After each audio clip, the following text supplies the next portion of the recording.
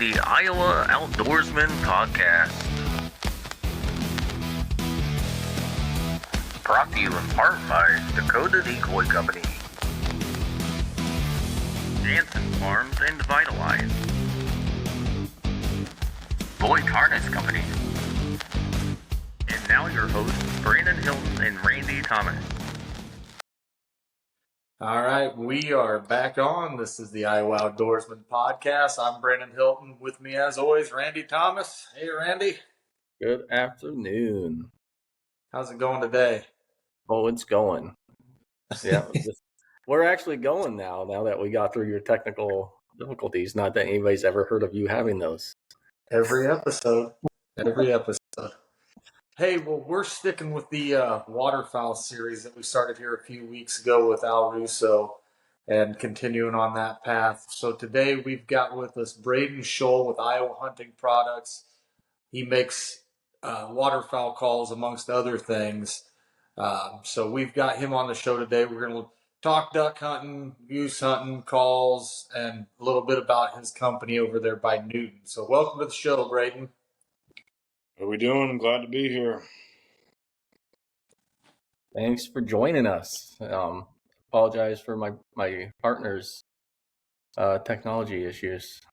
Yeah, we're rolling. I have you too. It's all fun and games, right? You think one of these days, a year into this, we'd have all the bugs worked out, but it's something new every time. I don't even know what that one was. But It really is. It really is. Anyway, we're rolling now, so we're going to talk about hunting. So let's start, Braden, to start this conversation out. Just go ahead, give us a little background about yourself. Tell us where you're from, kind of how you got into hunting and making calls, and where you're at today. Just give us a synopsis of who you are. Yeah, so I grew up in Mount Pleasant down in southeast Iowa. And, in high school, just hunting with buddies a little bit when they would invite me out.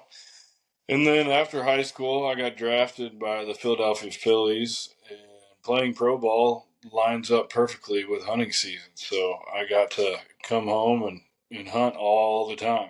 So that was good. Loved that. Loved both sides of that. Eventually, injuries and some bad luck got me out of there, and moving on, went to college, and man, I just couldn't get rid of that bug of hunting all the time. So, my last couple of years of college, not really going to class much, just hunting all the time. And then that took me into the professional world once again, and feel like everything I've been doing is just trying to fund the habit, And met Brandon Knopf, the original owner of Iowa Hunting Products, and he let me play around with the goose calls and build my own guts and try some different step bores and doing things a little bit differently, and taught me a lot about the duck side of things as well. And, just kept that relationship going, helped him in the shop all the time whenever he needed me. And then I ended up having to take a job at Quincy University as the head strength and conditioning coach. So I did that for a few years. And Brandon still helping Brandon out a little bit, and we talked one day, and he needed to get out of the business, and asked me if I wanted to take it over, and I was more than excited to do so. Like I said, everything's been trying to fund the habit, so now you make the habit year round, makes it a little bit easier. So yeah, so now we're here with Iowa Hunting Products, and just rolling along. So it's pretty awesome you got to take over an established company. Not a lot of people are fortunate enough to make that jump into doing what they're truly passionate about full time, and that's working a livelihood, and that evolves around your biggest passion. So why don't you give us a little rundown about Iowa Hunting products? What do you guys make? What's your number one seller? Yeah, we make duck, goose, a little bit of turkey calls, and some deer grunt calls. Kind of a jack of all trades as far as what we offer. Our most popular seller right now at the moment is our Slammer series. It's our poly series of calls. We have the patent on putting images in calls in the industry, whether poly or acrylic. So we got to be creative and come out with, sometimes it feels like way too many designs on those calls. Hard to keep track of sometimes, but our man's best friend line, that's probably among our most popular things. It's probably my favorite to build, and I know it was Brandon's favorite as well. And that's pouring ashes into a call, whether it's a dog or a loved one. Most of the time, it's a dog. We do loved ones as well, but just having that, that chance and that opportunity, the trust that they show you to, take their loved one and turn it into a memory that they get to continue to bring out in the field. In the custom aspect, working with them to get exactly what they want, all that together just kind of makes it my favorite thing to do. Yeah, that's pretty cool. And I've been on the website and seen a lot of the different um, logos and stuff that you guys have on the calls. It's pretty unique in the industry. So that's definitely one thing that sets you guys apart. But from the technical side of the duck call, I mean, obviously there's a ton of duck calls on the market. Uh, Talk a little bit about how you guys put those things together and some of the components you're using on the inside and the sounds you're going for and how you make them work. Yeah, with the poly calls, the Slammer series, it comes in about 5 different pieces. There's a shop in Newton that we work with directly that injection molds those parts for us. And then we actually get a lot of the pieces and weld them together. We have a sonic welder. We weld them together. The art is inside of all that. So the art is on a tube that is welded into the call. It's a pretty simple process once you get acquainted with it. But when I first started, I started kind of on the ground floor with this. It was just getting going when I started helping Brandon out. So I got to see some of the growing pains along with it, getting everything dialed in, getting it right, and then what's unique about a poly call. There's a ton of them on the market. So how do you set yourself apart? Well, we have the images, we have the logos, we just needed a sound that kind of set us apart. So, Brandon and I both being in love with cut downs, we like a loud, aggressive call.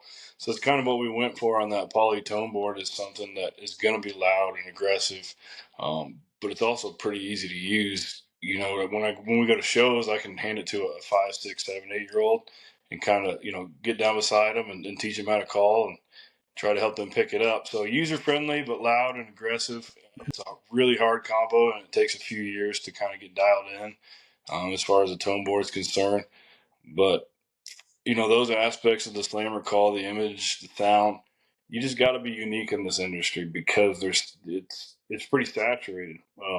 Man, from the poly call side of things, there's not much that you can do that sets you apart unless you take the time to develop it over years and years and really dial it in. We're constantly trying to make it a little bit better and do things a little bit differently.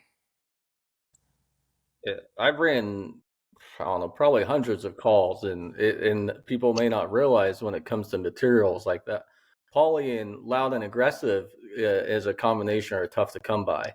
A lot of guys will put out kind of put out their their call that just sell big batches and not put a lot of love in the actual tone board of it. So yeah, so it takes a lot of work to actually get it dialed into that, I'm sure. And why don't you tell people kind of the benefits of a poly call as opposed to acrylic or wood, since that's kind of your guys' main material, it sounds like. Yeah, the polycarbonate is a pretty hard material. When it comes to acoustics, it's got a different sound than the acrylic. Some people don't prefer that sound, and that's where kind of working with your tone board and trying to fit that material helps. Um, but it's durable. The polycarbonate itself isn't as expensive to purchase. It's a cheaper material as far as cost, but it's more durable than acrylic. I welded a dog hair. I got 3 dogs. I welded a dog hair inside of one accidentally one day. Wanted to see what it took to bust it open, and it took me 20 minutes with a crowbar to bust it open and get the hair out. So it's durable. You got parents that ask, hey, my kid's going to break this in 5 minutes. And I said, if they break it in 5 minutes, call me. I'll get you another one because you ain't going to break it in 5 minutes. So that helps, from that aspect. The durability component, because we all beat the crap out of our calls. I've broken numerous acrylic calls over the years. You drop it in the boat, next thing you know, you stepped on it, whatever it is. So that durability of the polycarbonate, the sound is different, the acoustics are different, but, like I said, if you build the call to play into those and take the time to, it can ring just about as close as an acrylic call.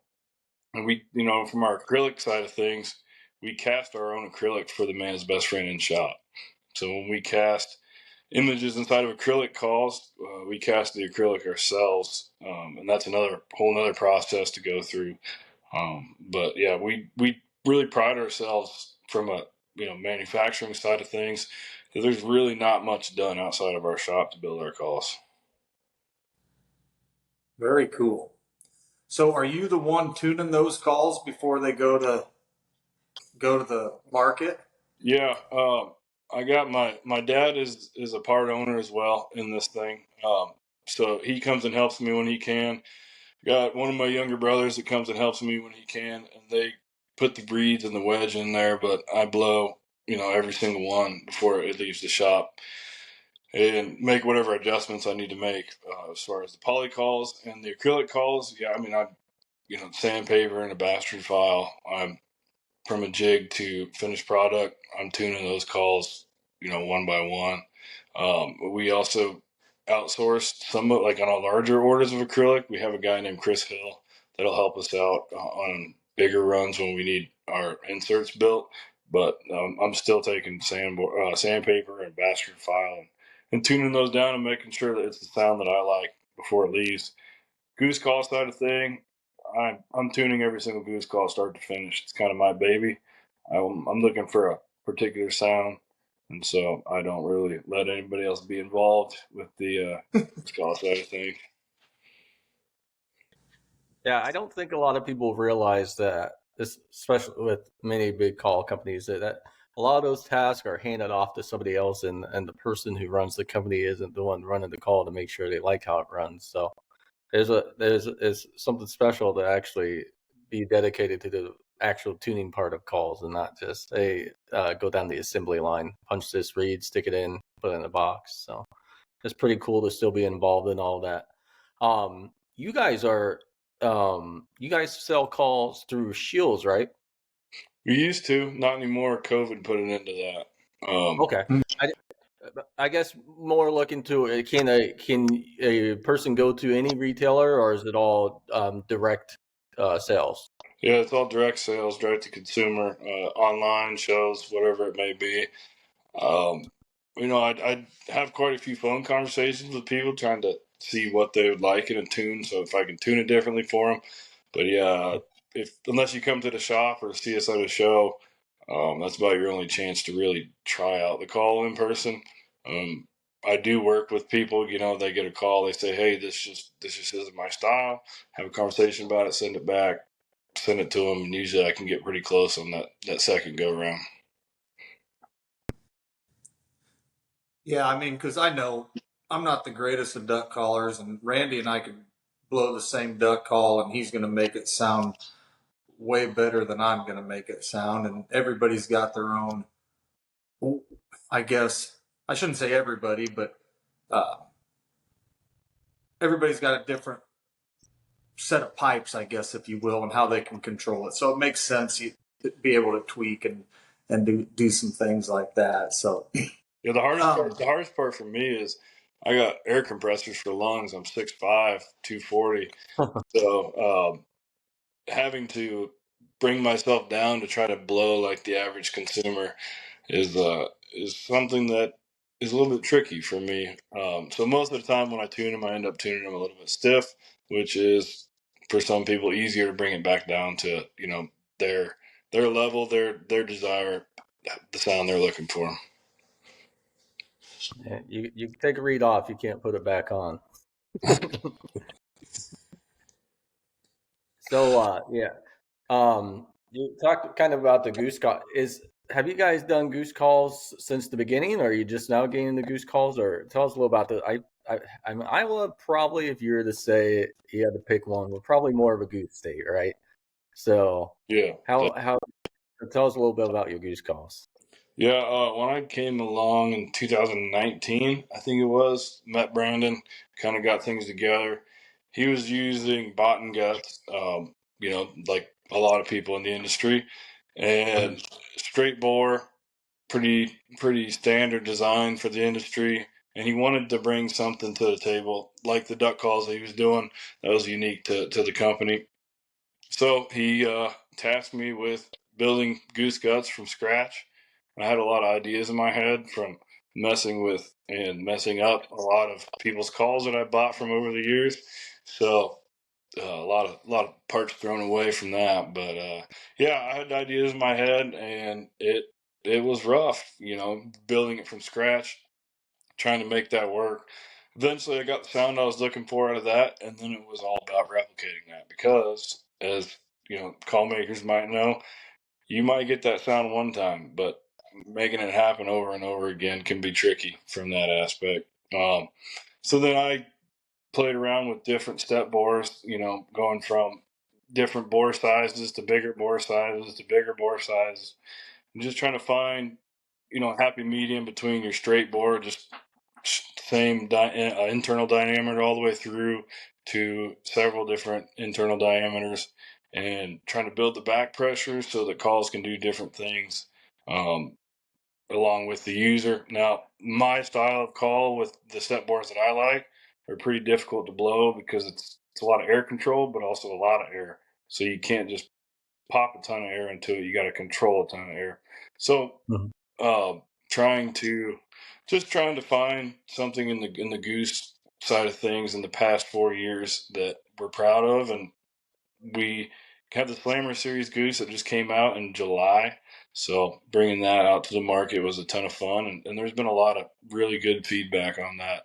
I almost talked to a guy in Game Fair who was a competitive goose caller into taking our Trump 2024 poly and competing because he was ripping on it. But he said next year. So, but yeah, but I'm still in contact with him, and he's been playing around with it, and he loves it. So just bringing something to the market with the goose was important to me because I love shooting greenheads, but I like shooting geese in a cornfield or a loaf pond even more. Mm-hmm. Yeah.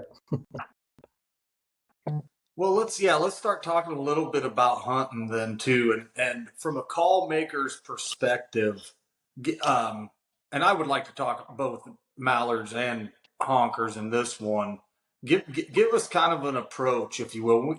We had Barney Califf on early in our series and talked to him a little bit about, how he takes an approach when he sees a flock of mallards and how he works them in. Give us your approach with, how do you do it when you're out in the marsh or out in the field? Start with greenheads. Let's talk about calling in ducks. Yeah, like I alluded to earlier, I'm an aggressive style caller, which everybody likes to be on the X, and when you're on the X, for me, most of the time, it's shut up and hide. Even though I am a call maker, sometimes putting your call down and letting the decoys and the location do the work is what's gonna work. But I like to do a lot of traffic hunting, get in between A and B and pull them in that way. And that lets me be aggressive like I want to be. And also try new things. Sometimes you blow the birds into the next county, and sometimes you hit that sweet spot and they come and give you a look, and then you work them down from there. A lot of times when I'm running traffic, I'll use our cut down. Our cut down call is a very intensive project for me. Each time I cut each tone board from scratch. So uh, my my cut down that I have is one of our original ones, and it just lets me just hammer away. And really, once you get the bird's attention with that cut down, you got to be versatile too, because everybody wants that bark, bark, bark. But if you can run it a little bit looser on that bottom end and get that looser sound too, you can finish them with it, just as you'd be able to with a J frame. I will use our J frame in some tighter spots if I'm in a tighter area, a pond in between cornfields or whatever like that, that I know the ducks are flying pretty tight to, even if they're not necessarily coming there. So I'll use our J frames for that. that scenario. But the aggressive style calling is my favorite. But a lot of reading the ducks is once you break them, or if they're headed to you, a lot of it is just be quiet, listen to what the duck's telling you, body language wise, and kind of react from there. But sometimes the best call is putting the call down. So I know we're kind of focused on the hunting part of it, but you brought up cut downs, and I'm sure as a call maker you've heard it, and there's a lot of people that think cut down is a very niche. I mean, it's just made for. It's only useful in the area it was made for, and that's flooded timber where it came from. So if you had a guy that came up to you like, I have no use for this in a cornfield and in the middle of Iowa, what's your selling point on using a cut down in say a cornfield or a wide open marsh? So Is the yeah, I started using our cut down on a very popular lake here in Iowa. I'm not going to give away locations or Onyx waypoints, but I started using it there, and pressured birds is a different sound. I think not a whole lot of people are blowing the cut down or being able to operate it for a longer period of time. Because I know if you start blowing a really stiff cut down, you're going to have a migraine and want to go home in about an hour. Uh, so, uh, that type of scenario, it's just a different sound. And you don't have to be loud and barky with it. Like I said, if you find a cut down that can be looser on that bottom end and give you some different ranges, then you can operate within those ranges as well. And I think a lot of people, from that niche standpoint, think a cut down is one sound. A cut down is just a J frame that's modified essentially. You take a call that has a certain tone board and you change that tone board and maybe the boring, maybe the reed, so on and so forth. You change it to that sound you're looking for. For me, it's that different sound than I'm hearing from other people in the marsh. I mean, that's a good point. And I think a lot of people would judge a cut down from a foot away from it or blowing it, but then you step back 20, 50, 100 yards and like, wow, that sounds like a whole different animal I'm hearing. So Yeah, really, point, you just don't hear that around here much because nobody does blow it because it's technically started out as kind of a regional thing. yeah, yeah. And I think it's growing big time. I think people that are willing to give it a try are seeing the difference it can make in certain scenarios, and I think it's really migrating up north for the most part. Even if it's more of a hybrid, like a layers hybrid type of sound like that, I think that sound is becoming more and more popular. So it must be effective. I think it's really effective, but I've spent enough time on it that I can operate it in several different ways, and I think that's also just as important, and not just bark, bark, bark them all the way in, but because that's how I started out, right? Just whap, whap, whap, and then saw a few nice flocks of ducks go, see you later, buddy. So, Yeah, anybody could get in the driver's seat of a Ferrari, but that doesn't mean you could drive it. yeah, Right. no doubt. So how big of groups do you hunt with people? Like, are you a solo hunter? You got a small group of guys? Like, how many guys do you typically hunt with? And the follow-up question to that is like, is everybody blowing calls in the blind, or is there a primary caller? Like, how do you guys work it out with how you hunt? Yeah, I started out really loving big groups, and now 3 people is pretty much my sweet spot. I do a lot of solo hunting. I got a young dog, and I got an older dog that's 10, just retired last year. So last year doing some more solo acts, trying to spend some one-on-one time with that older dog, as I knew that was going to be his last season. Um, so I think I really became fond of the smaller groups and the solo hunts from that aspect. The calling side of things is always interesting, dynamic. You have your people that are fairly good on a call. You have your people that are getting good on your call, and then you have your people that just want to call. And all three are fine, but sometimes that conversation of, hey bud, let's just let's tone it down a little bit and maybe maybe give her a break. But I had a buddy that's a guide in Kansas. Went out with him a few times, and we were trying to teach one of the guys in our group how to call, and he just turns and he said, "Hey, put a little pitch into it." And we're like, "All right, well, what do you mean?" And he said, "Pitch that crap in the water." Yeah. That's probably the most blunt way I've ever heard it be put. Oh yeah, it's always funny because I've seen it several times. Some people try to be polite, other people are just straight to the point, like shut up. But it's always interesting to hear other people's perspectives too. So Yeah, I mean, once upon a time I was that, hey, just shut your mouth and put that call down. But now, just learning a little finesse with it goes a long ways. sure, for sure. So you didn't want to give us the pin to that popular lake you're saying, so we'll skip that question. Going back to the custom call side of things, and I know we're talking about the hunting part, but are people able to customize besides the ashes? Are they able to are you able to insert images into calls for people, or you guys only do batch images on the call? Yeah, we do custom images for anybody. A lot of the people that do a man's best friend call with the ashes will also put Mhm. a picture of their dog into the call. And, when we're pouring the acrylic, because we pour our own acrylic for that kind of thing, we have a lot of control over how we can put images into the call, and that helps. From the customization side of things, they can customize band color, band engraving, insert color.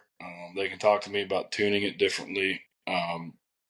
With the image on an acrylic call, it'll get blown out of, you know, let's say you just want to put a mallard on a call, but you don't want a background.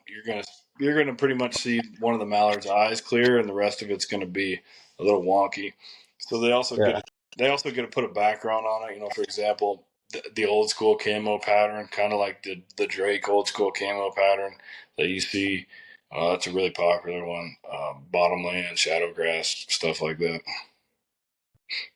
That's pretty But of cool. course, you have stock ready to go, just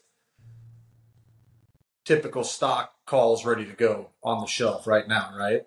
Yeah, from the poly side of things, we do. From the acrylic side of things, because we're so focused on custom, uh, we build a lot as people order. We have some acrylic stock built up that's on the website, but most of our acrylic stuff is have a conversation with me about what you want to order, and how I can make that call exactly what you wanted it to be.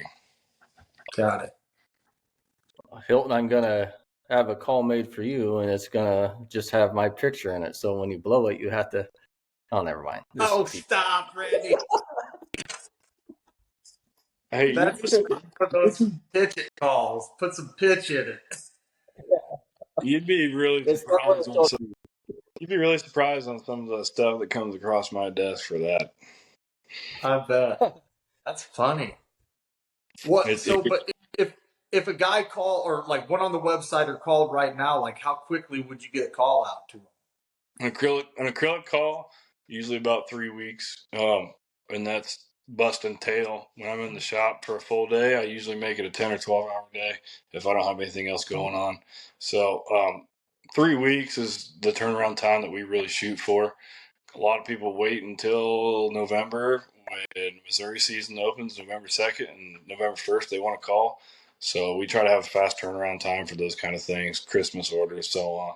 The poly calls, we can, if we're not out of art, which is happening more frequently as people are really starting to catch on to this thing.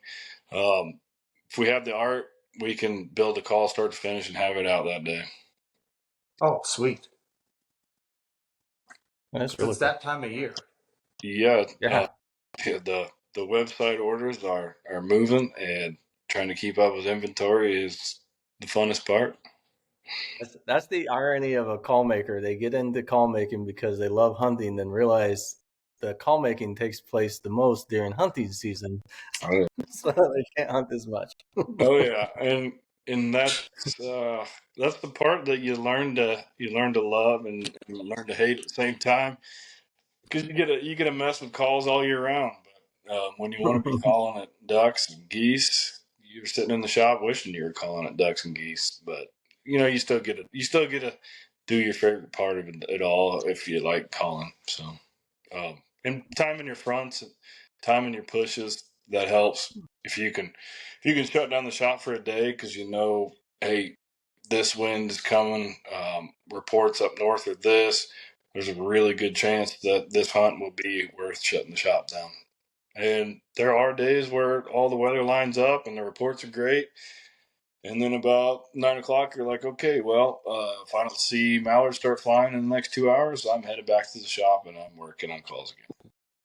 Well, that's the nice thing about being your own boss too, is you can kind of make that decision. You don't have to get pre-approved for time off. You just say, "Hey, now's the time. Let's go. I'll be Yeah. back when I get there." So I can appreciate that. So yeah, give us your website, Facebook. Like, how do guys get a hold of you? Yeah, iowahuntingproducts.com is our website. They can get a hold of us. Our contact info is on there. Um, Look at our selection of calls. If you have any questions, get a hold of me. On a man's best friend call, you can email ihproducts41@gmail.com. Walk you through it. My cell number is 563-343-8050. And people call me all hours of the day and night to talk about calls, and I love it. So if you have questions on the calls, if you want to get a custom call built, just give me a ring. Very cool. Very And cool. Pretty you can exciting. find us on social media. As bad as I am at it, you can find us on there: Facebook, Instagram. My younger brother's running the TikTok, so he's trying to keep up with the trends that I have no idea are going on. TikTok's tough for the hunting industry. They Yeah. don't like kill stuff apparently, or dead animals. No, my younger brother started running. He's like, they keep taking my videos down. I'm like, yeah, buddy, get used to it. Yeah, it's tough because once they do it enough, they throttle you down and you almost become useless. Yeah, They kill you in the water, that's for sure. that's for sure. So, social media is an interesting beast, but like we've talked about on several episodes, pros and cons to it. So, uh, at any rate, yeah, we're getting up to our time frame here. Any other parting thoughts or comments or questions or anything? Not really. Um, Maybe I'm always interested in what people are thinking on forecasted stuff. What do you guys think the season's going to look like this year? We got I think water. we're gonna have a great year, honestly. The weather permitting. We have a lot of the factors we need outside the weather. So if we get the weather, I think we'll actually hold birds. This is our first year where we've had a normal amount of, or fairly normal amount of water, solid water table to hold it for most of the season. So it's all weather permitting in Iowa. Yeah, And like, I don't know, Braden, if you followed the podcast before, but um, we had Wes Sharp with Agritech Aviation on, and they spread a whole bunch of Japanese millet up at Red Rock, and so we should have food here and whatever. I can't remember what the germination period was. He told us, but plenty 45 of days. food. What's that? I think it's 45 days. 45 days. So food, water. Yeah, we get the weather right. I went by a small marsh this morning on my way up to Des Moines, and I saw ducks swarming this morning. Must have been a little push last night because they weren't there yesterday.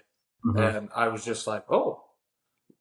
And I think that youth season opens up there this weekend along with Honkers. So maybe yep. some kids will have some good shoots.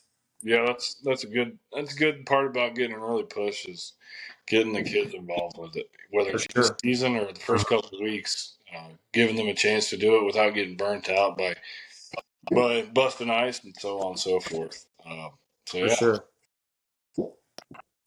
For sure. Very cool. I'm super excited. I appreciate you coming on.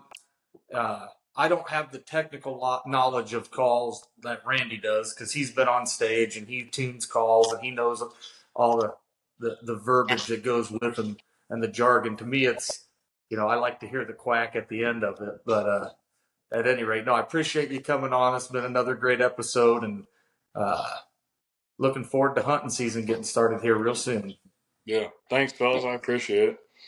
Hey, thanks for joining us. Yep. Absolutely. Good luck this season. You too.